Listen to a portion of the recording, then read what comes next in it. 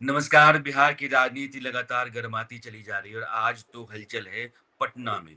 पटना में वक्फ बिल के खिलाफ या वक्फ कानून के खिलाफ एक आयोजन है और इस आयोजन में एआईएमआईएम के नेताओं के अलावा तेजस्वी यादव और पप्पू यादव, इन दोनों की शिरकत रही है, भागीदारी रही है। दोनों ने गला फाड़ फाड़ करके इस कानून के खिलाफ अपनी आवाज बुलंद की है।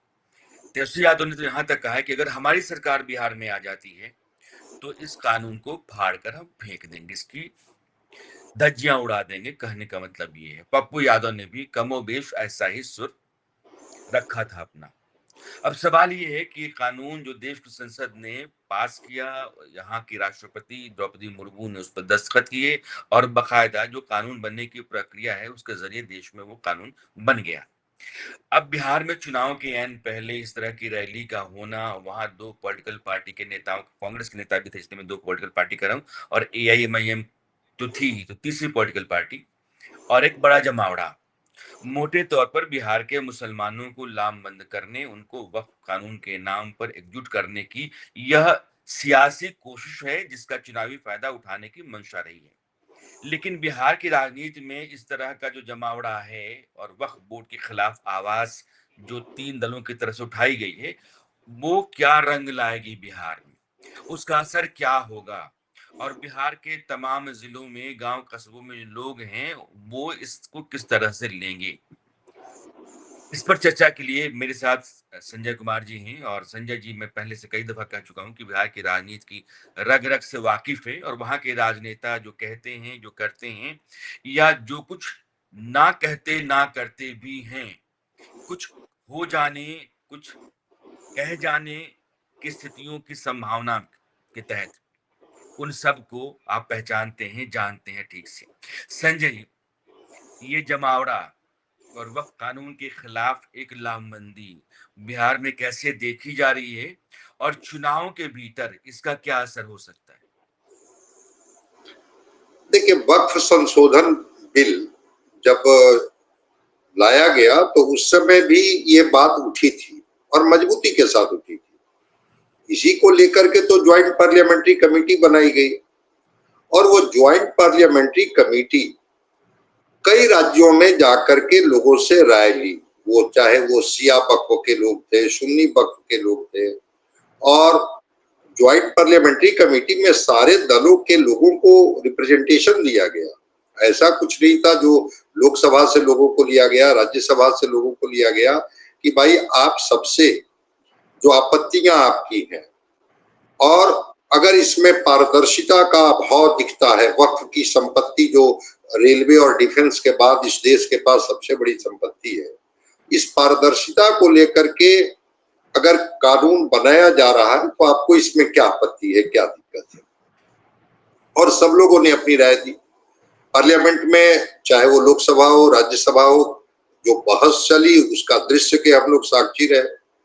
और बाद में जब ये बिल पास हुआ, बाद में ठीक आप कह रहे हैं कि प्रेसिडेंट के सिग्नेचर के बाद जब ये बिल एक्ट के रूप में आ गया, तो फिर तो इस बिल को लेकर के अब जो हो रहा है वो राजनीति हो रही। अगर ये बिल को लेकर के ये जो गांधी मैदान का जो आज दृश्य है जिसमें आईएमआईएम तेजस्वी जी हों, पप्पू यादव हों, अब ये जाकर के अगर उनको समझा रहे हैं कि आपकी संपत्तियां हड़प ली जाएगी, छीन ली जाएगी, भाई ये मानने के लिए ही तैयार नहीं है कि वक्फ जो है वो रिलीजियस बॉडी नहीं है, वो स्टैट्यूटरी बॉडी है। उनकी संपत्तियों को कौन हड़प लेगा, कौन छीन लेगा। लेकिन अगर उसमें पारदर्शिता हो, मैं एक छोटा सा डेटा आपको देता हूं, 73% पसमानदा मुसलमान हैं। भाई वर्षों से अगर किसी दुकान जो वक्फ की जमीन पर संचालित है उसके किराए अगर कुछ रुपए हैं और बीच के पैसे कहीं और चले जा रहे हैं, अगर वक्फ की ही जमीन पर उन्हीं मुसलमानों के लिए, उन्हीं पसमानदा के लिए, उन्हीं गरीबों के लिए, उन्हीं बेवाओं के लिए अगर कोई स्कूल बन जाए, अस्पताल बन जाए, मैरिज हॉल बन जाए, उसमें क्या बुरा है। मैं एक उदाहरण से आपको बताना चाहता हूं। ये जो अंजुमन इस्लामिया हॉल है जहां मैक्सिमम लोग शादी विवाह करते हैं, टूटा फूटा हुआ वक्फ का एक ढांचा था और कुछ लोग पर कब्जा जमाए बैठे थे, कुछ किराया वो दिखा देते थे वक्फ को और बाकी वो पैसे का क्या करते थे बंदर बाट सबको पता है। राज्य की सरकार ने 55,000 करोड़ रुपया उस पर खर्च किया और करके जो एक भव्य भवन बना अंजुमन इस्लामिया हॉल, उसमें तो वही माइनॉरिटी कम्युनिटी के ही तो लोग बेनिफिटेड होते हैं। जो हज भवन बना वो भी वक्फ की जमीन पर बनी हुई है, जहां पर हर वैसा गरीब मेधावी छात्र जिसको की कोचिंग देने की, अगर वो सिविल सर्विसेज की तैयारी कर रहा है, कोई कंपटीशन की तैयारी कर रहा है, तो उस हज भवन में जाकर के उसकी तैयारी कर सकता है। संजय जी, मेरा अपना अनुमान है कि बिहार के जितने मुसलमानों को गांधी मैदान में जुटाया गया, शायद उनको इस बात का अंदाजा भी नहीं हुआ कि वह कानून कहता क्या है, वक्त के चलते उनकी अपनी बेहतरी कितनी होगी। तो बिहार में मुसलमानों का जो बहुतायत है वो पसमानदा है, यानी कि पिछड़ा मुसलमान है, अगड़ा है ही नहीं, उसकी माली हैसियत बेहतर है ही नहीं, वो 2 जून की रोटी के लिए जिंदगी अपनी खपाए बैठा रहता है, उसके बच्चों की पढ़ाई लिखाई हुई नहीं, उसके पास छत नहीं है, उसके पास 2 जून की रोटी के लिए जद्दोजहद की जिंदगी पड़ी रहती है। उसको अगर आप बरगलाते हैं कि तुम्हारी जमीन छिन जाएगी, तुम्हारी मस्जिदें चली जाएंगी, तुम्हारे मदरसे चले जाएंगे, मज़ारें चली जाएंगी, तो जाहिर है कि वो इस गफलत में उनके हाथों खेलने लगेगा, जो लोग अभी उसको चाहते हैं कि अपने हाथों खेलते रहने दिया जाए।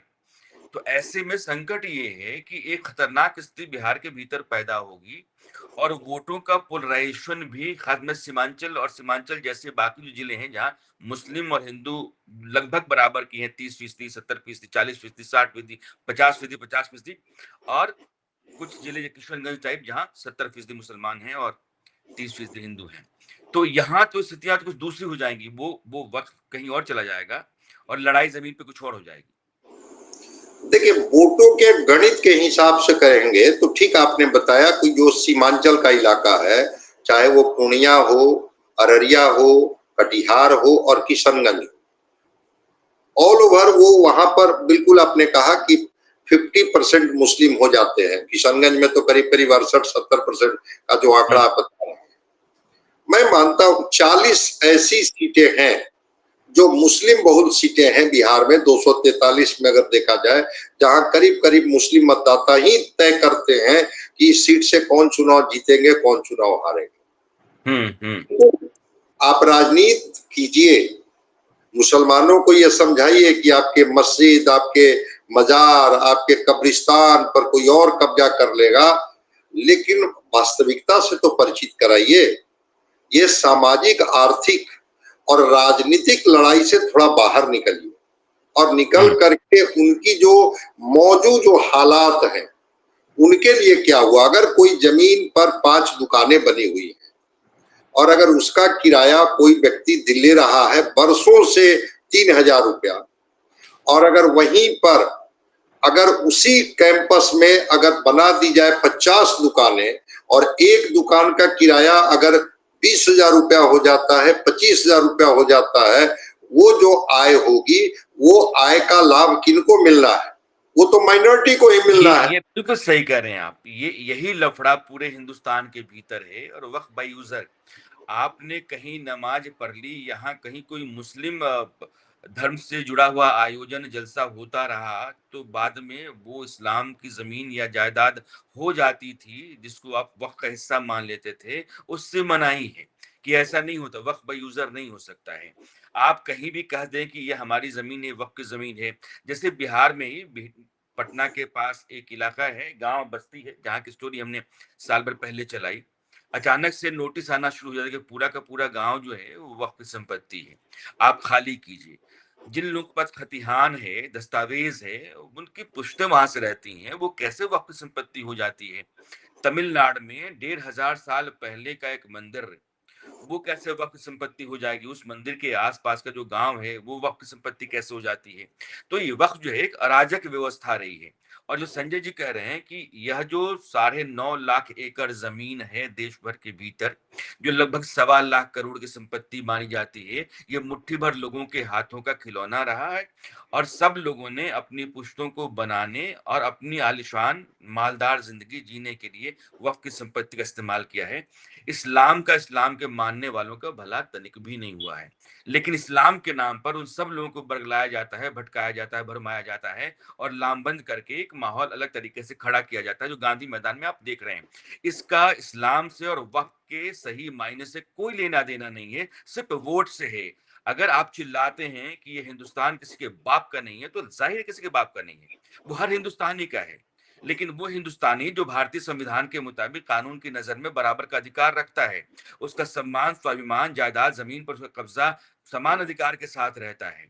बाहर से आए बांग्लादेशियों को आप ज़मीन दे देंगे, बसा देंगे, उनको आधार कार्ड बनवा देंगे, वोटर आई कार्ड दे देंगे और वो हिंदुस्तान के लोगों के हिस्से में आकर के हिस्सेदारी कर लेंगे, तो ये नहीं चलता है बॉस और ये गलत है।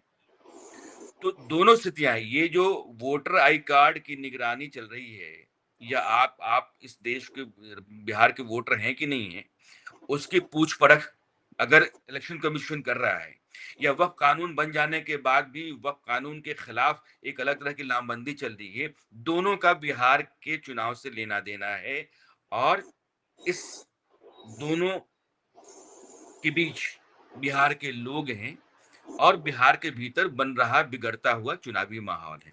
तो संजय जी, मैं ये कह रहा हूँ कि इन दोनों का बड़ा कनेक्शन है। एक तो ये जो आप नए सिरे से आप वोटर हैं कि नहीं हैं, इसकी तस्दीक कराइए और दूसरा ये अचानक से एआईएमआईएम, कांग्रेस और अ, आरजेडी के नेताओं का खड़ा होना कि वह कानून तो हम नहीं मानते हैं। इन नहीं दोनों के बीच में कनेक्शन आप क्या देखते हैं और दोनों के चलते बिहार में चुनाव किस तरफ जा सकता है? क्या संभावना दिखती है आपको? नहीं नहीं, आज तो तेजस्वी जी ने गांधी मैदान में कहा कि अगर मेरी सरकार आएगी तो हम इस कानून को फाड़ करके रद्दी की टोकरी में फेंक देंगे।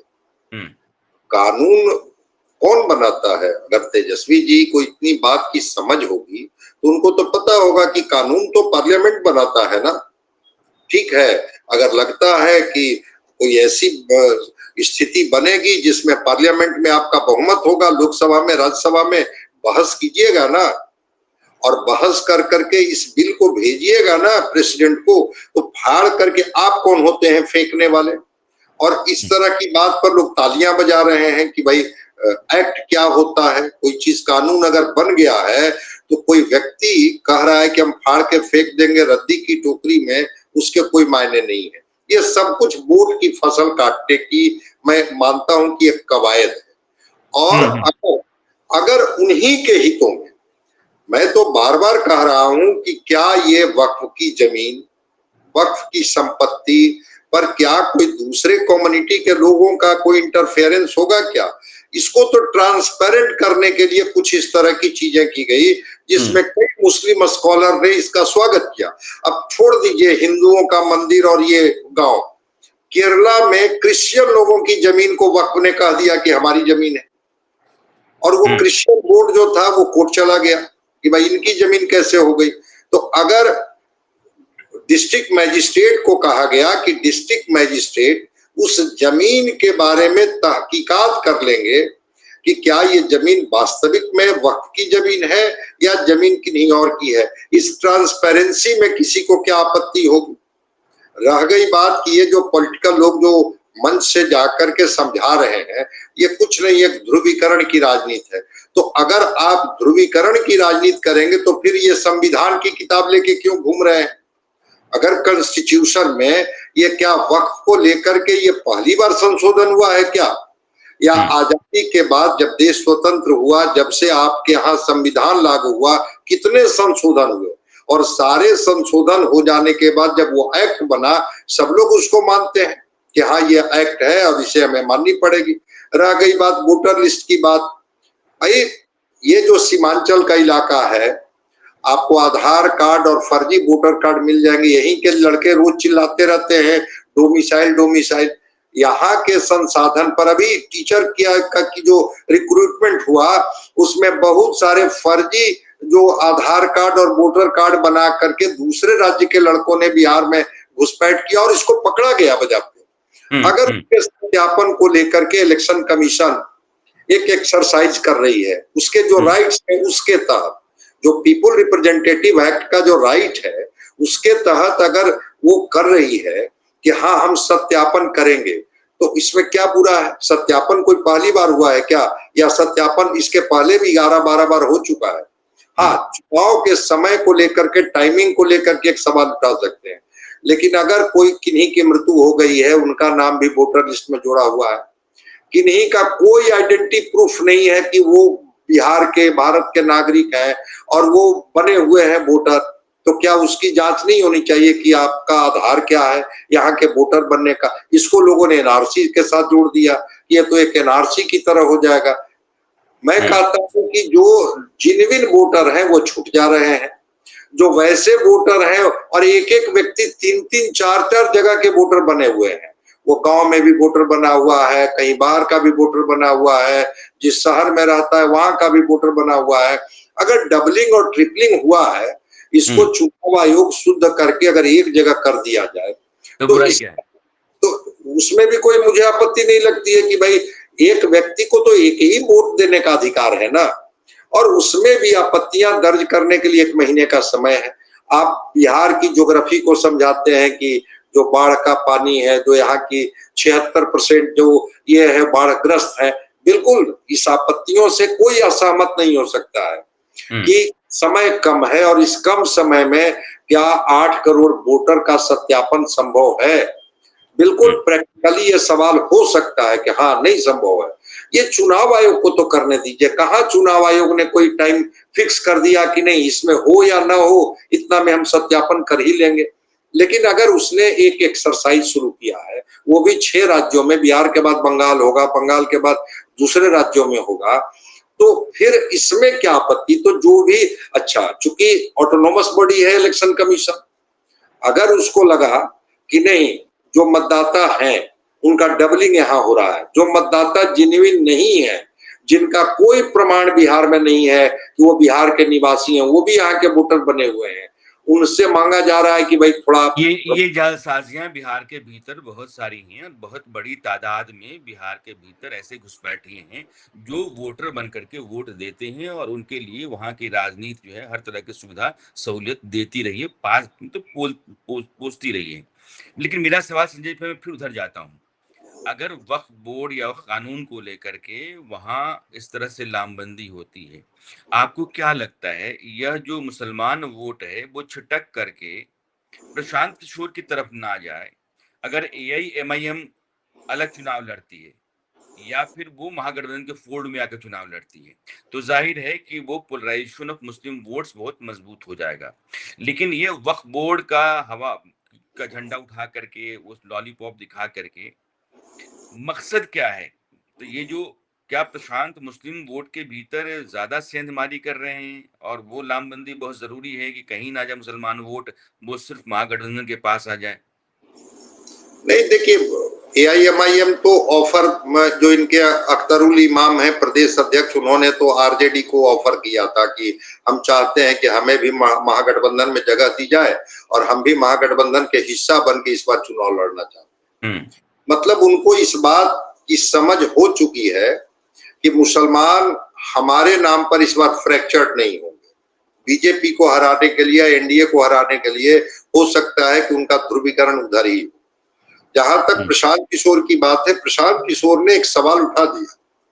उन्होंने कहा कि ठीक है, ये 18% 19% जिस मुस्लिम मतदाता की बात की जाती है, उनके हिस्से में सीट कितनी आती है, और अगर सीट नहीं आती है तो फिर आप उनके बारे में ये कहने की वो वोटर केवल हमारे बने रहे, उनका कोई हम प्रतिनिधित्व नहीं देंगे, तो फिर ये कौन सी राजनीति? प्रशांत किशोर ने इसी को थोड़ा सरफेस पर लाया है कि अगर 40 लोकसभा की सीटें हैं तो हम 40 मुस्लिम कैंडिडेट देंगे, हम आपको प्रतिनिधित्व देंगे, आपको तय करना होगा कि जहां पर आप केवल वोटर बन के खड़े हैं आप उनके साथ खड़े रहिएगा, या जहां रिप्रेजेंटेशन देंगे आपको कि नहीं ये मजबूत सीटें हैं और यहाँ आपको भी लड़ना चाहिए, जीतना चाहिए, हमारे साथ खड़े रहेंगे। तो ये वक्फ की बात करेंगे, वो कहेंगे कि ये मजार मस्जिद सब आपके छीन जाएंगे, ये कब्रिस्तान की जो है वो भी आपके हिस्से में नहीं रह जाएगी, सारी जमीनें सरकारें हड़प लेंगी, इस तरह की बातें करके ध्रुवीकरण की बात करेंगे। लेकिन जो उनका जो सवाल है, जो प्रशांत किशोर जी ने जो छेड़ा है, कि उनके रिप्रेजेंटेशन को लेकर के आप वहां चुप क्यों हो जाते हैं, मौन क्यों हो जाते हैं? चाहे वो आरजेडी हो, चाहे लेफ्ट की पार्टियां हो, चाहे कांग्रेस हो, चाहे ये हो, मुकेश सहनी। प्रशांत ने अपनी तरफ से ठीक ठाक बाजी खेली है। 243 सीटें हैं किसी भी गठबंधन के पास हैं और 17% मुसलमान वहां है, तो लाजमी है कि 40 सीटें तो आप दीजिए। तो 243 में 40 मुसलमान कैंडिडेट होना चाहिए गठबंधन, चाहे एनडीए का हो या महागठबंधन का हो। एनडीए जाहिर तौर पर नहीं देगा, क्योंकि एनडीए के पास 5% से अधिक वोट कभी आता नहीं मुसलमानों का। नीतीश कुमार के होने के बाद भी मैक्सिमम 8% तक गया है, लेकिन 5% के आसपास वोट रहता है। तो एनडीए को बहुत फर्क पड़ता नहीं है प्रशांत किशोर के इस दावे पर या इस तरह के बयान पर। लेकिन महागठबंधन के भीतर एक सवाल पैदा वो कर ही गए हैं कि अगर आप मुसलमानों के इतने बड़े रहनुमा हैं, इतने खैर ख्वाह हैं, तो फिर आप 40 सीटें दे करके तो देखिए, चुनाव लड़ाइए उनको। तो यह सही में जानना चाहता हूँ कि ये बहुत काम करेगा? मुसलमान सिर्फ वोटर ही है या लीडर भी बनेगा? और लीडर नहीं बन रहा है तो वोटर बना करके आप उसको अपने पास रखना चाहते हैं, उसी के लिए ये सारा खेल है कि बुलाओ गांधी मैदान में सबको जमा करो, बोलो कि वक्फ बोर्ड का कानून तो हम मानेंगे नहीं, हम आ जाएंगे तो फाड़ देंगे। जो मन में आता है बोल लीजिए, ताकि वो वोटर बना रहे और आपके पास वोट देता रहे। मैं एक छोटा उदाहरण आपको देता हूँ। बिहार में भी बाई इलेक्शन हुआ था ना 4 सीट पर। तो बेलागंज की सीट पर इन्होंने मोहम्मद अमजद को प्रशांत किशोर ने उम्मीदवार बना दिया। अब मोहम्मद अमजद को वहां से सुरेंद्र यादव लगातार जीत रहे थे। वो कहते थे ये अभेद्य किला है, यहाँ तो हमको कोई हरा ही नहीं सकता है बेलागंज। तो प्रशांत किशोर ने मोहम्मद अमजद को वहां कैंडिडेट बना दिया। और मोहम्मद अमजद के कैंडिडेट बनने के बाद वो जो मुस्लिम समाज के लोग थे, उन्होंने कहा कि भाई हम तो हमेशा यादव समाज को वोट करते रहे हैं, इस बार हमारे कैंडिडेट को आप वोट कर दीजिए। तो यादवों ने कहा कि नहीं, मैं क्यों करूंगा आपको वोट। और उनको समझाने के लिए लालू प्रसाद जी गए, खुद बीमार थे फिर भी लालू प्रसाद जी की सभा हुई। बजाते वो जो शहाबुद्दीन जी के लड़के हैं उनको भेजा गया कि जरा आप आकर के मुसलमानों को समझाइए बेलागंज में। लेकिन मुसलमान नहीं माने। मुसलमानों का जो वोट ठीक है फ्रैक्चर्ड हुआ, आरजेडी को भी मिला लेकिन मोहम्मद अमजद को भी वोट मिला। और उसका परिणाम हुआ कि बेलागंज की सीट जो कभी नहीं ये हार रहे थे, सुरेंद्र यादव लगातार जीत रहे थे। 2010 में जब जेडीयू की सुनामी चल रही थी, जहां आरजेडी 22 सीटों पर सिमट गई थी, वो 2010 में भी बेलागंज की सीट सुरेंद्र यादव जीत गए थे। वो सुरेंद्र यादव बेलागंज की सीट हार जाते हैं और वहां से वो जीत जाती है जेडीयू। तो प्रशांत किशोर ये तो कर ही देंगे कि ठीक है, वो एक जिसको कहते हैं ना कि एक सोडा बाटरी जोश दिला करके और उस रैली में कि हम बिल को फाड़ करके कूड़ेदान में डाल देंगे, ये आपके हक के लिए नहीं है, क्योंकि उनको लगता है कि कहां हम उबाल पैदा कर सकते हैं। लेकिन जो मुसलमान जो जमीनी हकीकत को समझते हैं कि भाई इसमें इस वक्त से हमारे हिस्से में क्या रोशनी आने वाली है, हमारा इससे क्या भला होने वाला है, वो चुप है।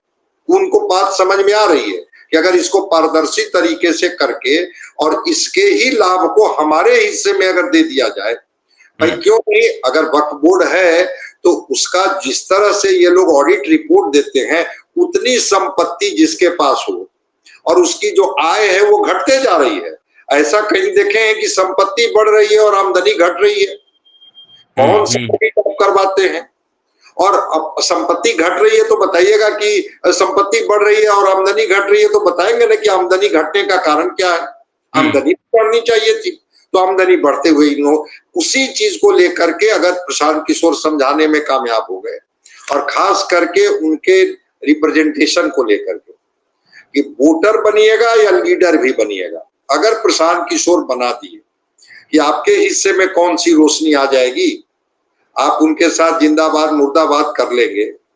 आप उनके साथ गोलबंद होंगे कि बीजेपी न सत्ता में आ जाए या एनडीए को हमें रोकनी है। लेकिन आपका तो कोई रिप्रेजेंटेशन मिल नहीं रहा है, कोई लीडर है नहीं जिसको कि कोई मौका मिल रहा है। फिर क्यों ना आप अपने ही कैंडिडेट को उम्मीदवार दीजिए जो आपके समुदाय का है, आप ही की कम्युनिटी का है, माइनॉरिटी का ही है। तो अगर प्रशांत किशोर 40 कैंडिडेट उतार दिए माइनॉरिटी का, हर विधानसभा में जहां 50% से अधिक वोटें उनकी हैं, वहां तो खेल बिगड़ सकता है। एआईएमआईएम तो अब इस बार आत्मसमर्पण के मुद्रा में दिख रही है, तभी तो ऑफर कर रही है कि भाई कल ये न गठबंधन के लोग कहे कि हम जो है वो भुटकटवा साबित हो गए, हमको साथ में ले लीजिए। आरजेडी समझ रही है कि हम इनकी जमीन को क्यों क्यों यहाँ खाद पानी दें, हम मजबूत क्यों होने दें, ये वोटर तो हमारे टेकन फॉर ग्रांटेड हैं। तो एआईएमआईएम कुछ करे ना करे, लेकिन प्रशांत किशोर जो है इस बार उनको रिप्रेजेंटेशन दे करके, उनको उम्मीदवार बना करके खेल को थोड़ा दूसरी दिशा में तो जरूर मोड़ दें। ये संजय जी ने जो बात कही है बहुत मार्के की है। प्रशांत किशोर का बिहार के चुनाव में इस बार मैदान में रहना चुनाव नतीजों को बहुत हद तक प्रभावित कर सकता है। बीजेपी की अगुवाई में एनडीए नीतीश कुमार जैसा वहां कद्दावर नेता, 20 साल से उनकी सरकार है, एंटी इनकम्बेंसी फैक्टर काम कर रहा होगा, लेकिन कोई बहुत बड़ा ऐसा मुद्दा नहीं है जो सरकार के खिलाफ जाए कि लोग आजिज आ गए हैं, ऊब गए हैं और सरकार को हर कीमत पर हटाना चाहते हैं, ऐसा नहीं है। तो फिर जो खेल जो है वो बिहार में जो पारंपरिक राजनीति और चुनाव की राजनीति रही है, उसी के आधार पर होगा, जो जाति है, स्थानीय मुद्दे हैं या धर्म है। और यह बहुत मुमकिन है कि इस बार एआईएमआईएम महागठबंधन के साथ मिलकर के चुनाव लड़ी कोशिश है और उसमें उसको पता है कि इस कोशिश में उसको कुछ सीटें मिल जाएंगी, लेकिन वो अलग जाकर के लड़ती है तो जितनी भी सीटें लेकर के वो आए पिछली बार की तरह भी, तो बहुत संभव है कि वो आरजेडी के साथ सारे विधायक चले जाएं, तो उसके किए पर पानी फिर जाएगा। प्रशांत किशोर जो मैदान में अभी खुल करके खेल रहे हैं, उनके पास गंवाने को कुछ नहीं है, पाने को बहुत कुछ है। और इस बार हो सकता है कि उनके लिए यह एक्सपेरिमेंट हो, लेकिन अगली बार की तैयारी उनकी मजबूत होगी। वो जमीन को परख रहे हैं, समझ रहे हैं और अपनी राजनीति एक सुलझी हुई, पकी हुई वहां पनपाने की कोशिश में है। प्रशांत किशोर के होने से और संजय जो कह रहे हैं वो ठीक कह रहे हैं कि अगर 40 कैंडिडेट उन्होंने मैदान में उतार दिए मुसलमान, तो मुसलमानों के भीतर यह समझ या यह भावना तो पैदा कर ही देंगे। कोई आदमी लीडर पैदा करना चाहता है तो प्रशांत किशोर हैं, बाकी सब हमको वोटर के तौर पर देख रहे हैं। अगर यह बात थोड़ी सी भी घर कर गई तो वोट में कुछ न कुछ वो फ़र्क डाल देंगे। मैं मुसलमान वोट की बात कर रहा हूँ। लेकिन आज जो पटना में जो कुछ हुआ है, ये जमावड़ा, ये जमघट, ये रैली, ये नारा, ये शोरगुल, ये आकाश को फाड़ने वाली आवाज़ और हमारी सरकार आई तो हम इस कानून को फाड़ के रद्दी की टोकरी में फेंक देंगे जैसी बात जो तेजस्वी कह रहे हैं, ये सब महज़ चुनावी है, चुनाव की खातिर है, लोगों को अपने पाले में मज़बूती से खड़ा करने के लिए है। और संजय जी जो जो उदाहरण रख गया कि बेलागंज की, कि सुरेंद्र यादव जैसा नेता बेलागंज हार सकता है प्रशांत किशोर के चलते, तो बहुत संभव है कि बिहार के कई और हिस्सों में कई सीटों पर इस तरह का समीकरण और इस तरह के नतीजे आपको देखने को मिल जाए। चुनाव का माहौल है, मौसम है, चुनाव नजदीक आता चला जा रहा है, वहां के समीकरण लगातार बदल रहे हैं और बाजी खेली जा रही है, बिसात बिछी हुई है। तो संजय जी बहुत बहुत शुक्रिया और अ, शानदार तरीके से आप अपनी बात रखते हैं और मुझे लगता है कि लोगों को समझ में आता होगा कि दरअसल हम जिस बात को आपके भीतर बिठाना समझाना चाहते हैं कि जो दिखता है वो खबर नहीं है, उस दिखने के पीछे या दिखने के आगे जो कुछ हो सकता है खबर वहां होती है, तो वहां तक ले चलने की हमें कोशिश रहती है और संजय जी इसमें बहुत बड़ी भूमिका निभाते हैं। बहुत बहुत शुक्रिया आपका। Thank you. फिर मिलते हैं। Thank you.